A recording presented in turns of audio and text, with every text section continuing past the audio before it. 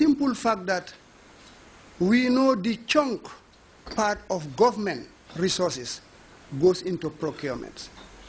So if you adhere to the rules and regulations of procurement, it means you are saving resources for government. And we want to commend you for that.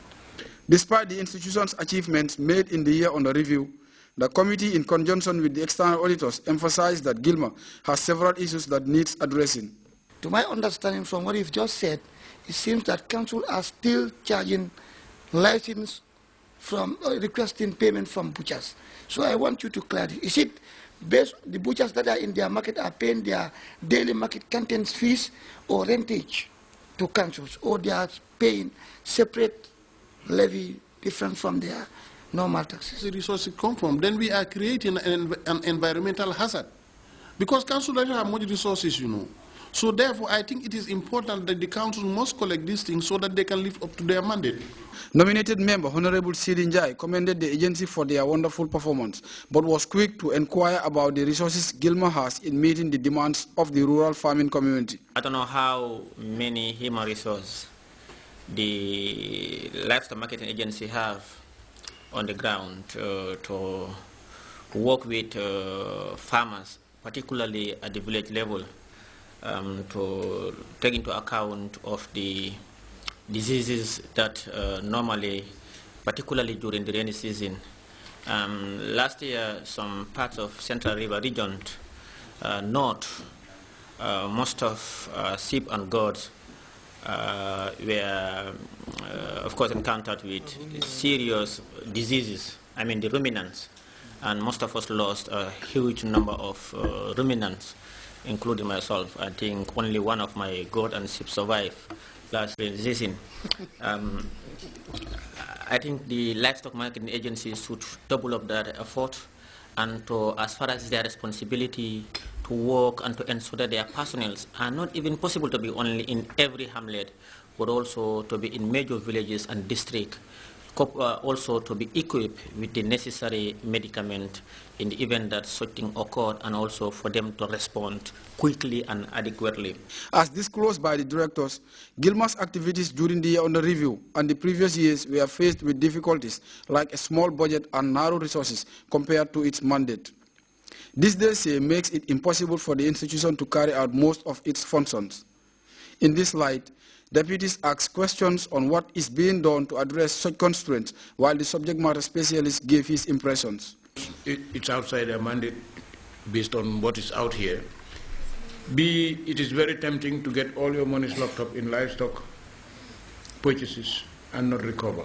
The old livestock marketing board problem comes to mind.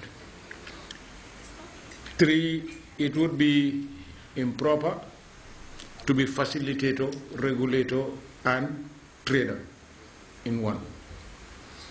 So I would support all the other things that they're doing and give a gentle caution to management that they be careful about this. The Gambia Livestock Marketing Agency's positive strides in fulfilling its mandate during the year under review led to the unanimous adoption of their documents by the National Assembly's PAC-PEC Committee.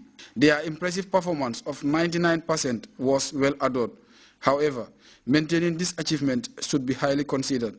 Modu Bajan, Grts. The Ministry of Health and Social Welfare on Saturday morning organized a pre-deployment briefing ceremony for 15 newly trained Gambian doctors. The ceremony, as Samuel Ba reports, was attended by the Minister of Health and Social Welfare, Dr. Omar Sy, who told his colleagues to be modest and approachable in their service to humanity. And the latest batch of home-trained medical doctors ready for deployment across the country's numerous health facilities. The inductees were Saturday morning called for a pre-deployment briefing convened by the Ministry of Health and Social Welfare for final instructions and words of encouragement from some of the doyens in the health profession. We are gathered here to witness you doctors who have been trained locally to now be being posted over to the periphery. This is much overdue and it's much called for, as we all know. Having your own people in your community treating you is a blessing that every Gambian was wishing for, crying for, and was longing for.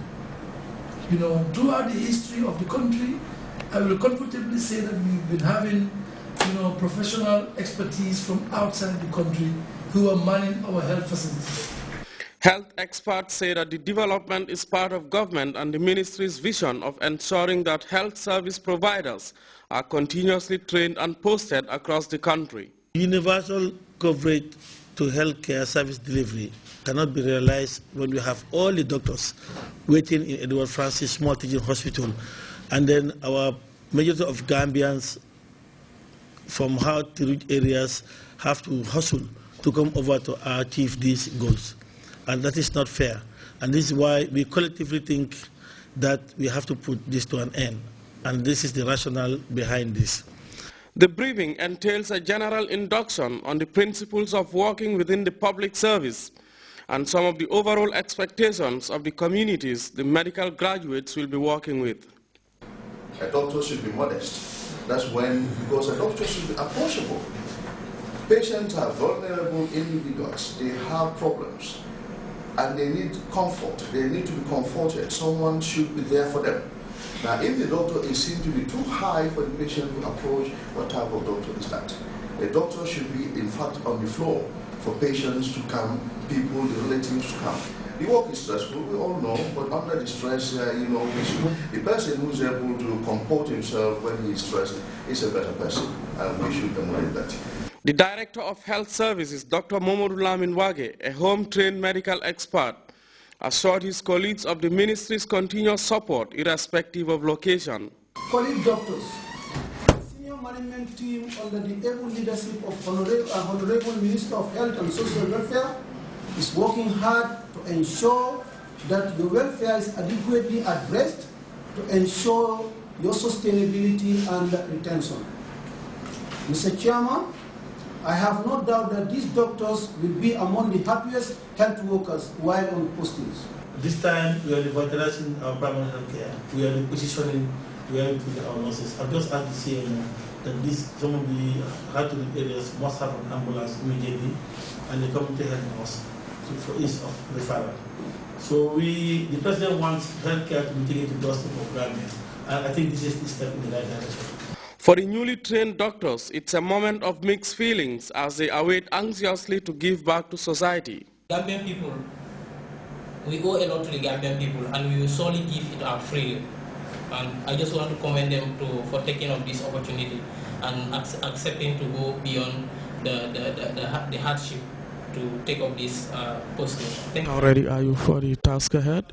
Well, I'm ready, and hopefully, if everything is in there, because as the minister have said it earlier and others, like there are things still lacking, but we hope when we go there, we're ready to put things in place. And the main aim also is to help decentralize things and also for the referral rate to decrease from AFSDH because the workload is too much. As they brace up to put their skills to test, hopes are high that they would add value to the current work of their colleagues in health service delivery. Samuel Ba, GRTS. Rotarians in the Gambia are trying to make their clubs more noticeable and hoping to attract new members. The disclosure was made by officials of the Rotary clubs of Banjul and Fajara during the unveiling of a mini billboard bearing the wheel adopted by the worldwide body as its emblem, as we hear in this report by Francis Mende. Fajara and Banjul are actively engaged in philanthropic activities which continue to touch the lives of less fortunate members of society.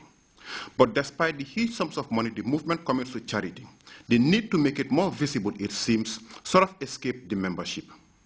Now, the two clubs are trying to catch up with other members of the worldwide Rotary movement by erecting this signboard along the strategic Baden-Harden highway. The wheel, which signifies civilization and movement, is close to 100 years old. It was in 1922 that Rotary decided that all clubs should adopt one simple design as an exclusive emblem to depict the Rotary movement. So a year later, 1923, the present gear wheel with 24 cogs and 6 spokes was adopted as the Rotary International Association wheel. later on.